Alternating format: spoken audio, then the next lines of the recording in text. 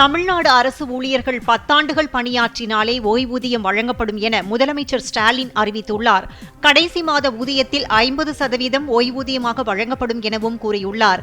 அரசு ஊழியர்கள் ஆசிரியர்கள் கூட்டமைப்பின் கோரிக்கைகளை ஏற்று புதிய தமிழ்நாடு உறுதியளிக்கப்பட்ட ஓய்வூதிய திட்டத்தை முதலமைச்சர் ஸ்டாலின் அறிவித்துள்ளார். அதன்படி மாநில அரசு அலுவலர்கள் பெற்ற கடைசி மாத ஊதியத்தில் 50% உறுதியளிக்கப்பட்ட ஓய்வூதியமாக வழங்கப்படும்.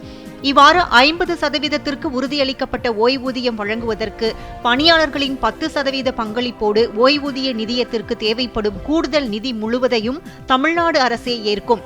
50% உறுதியளிக்கப்பட்ட ஓய்வூதியம் பெறும் ஓய்வூதியதாரர்களுக்கு ஆண்டுதோறும் 6 மாதத்திற்கு ஒருமுறை அரசு அலுவலர்களுக்கு வழங்கப்படுவதற்கு இணையான அகவிலைப்படி உயர்வு அளிக்கப்படும். ஓய்வூதியதாரர் இறந்துவிட்டால் அவர் ஏற்கனவே பரிந்துரைத்த குடும்ப உறுப்பினர்களுக்கு அவர் பெற்று வந்த ஓய்வூதியத்தில் 60% குடும்ப ஓய்வூதியமாக வழங்கப்படும்.